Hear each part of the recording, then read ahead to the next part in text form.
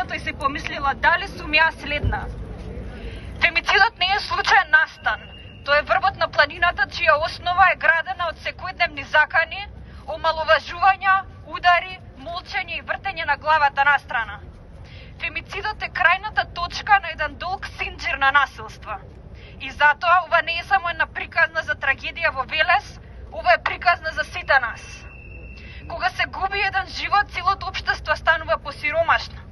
Кога се губат два, останува празнина што не може да се пополни. А кога тие животи се згаснати со насилство, тогаш не зборуваме само за трагедија, зборуваме за срам, за пат на нашата колективна човечност. Русица не е само име во вестите. Таа е ќерка, пријателка, личност што сакала и што имала право на безбедност и на иднина.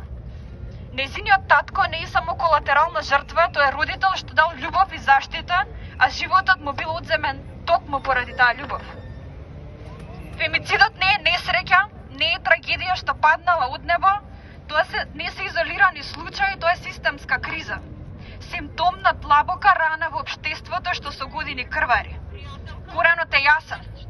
Систем што е легитимира нееднаквоста, што ја толерира тишината, што ја нормализира културата на шамар, уцена и страв.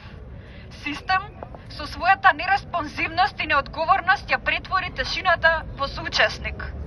Секој не е моја работа, секој свртување на глава, секој оправдување на нервозен момент е камен во темелот на оваа болест. Фемицидот не е расфрлање со философски термини. Ради реда, тоа не е мода, не е празна фраза и слоган во кампања. Фемицидот е болка, тоа е празна постела, тоа е тишина во куќа каде што некогаш имало смеа. Тоа е лице што повеќе нема да се појави наврата. Тоа е иднина што е за секогаш украдена.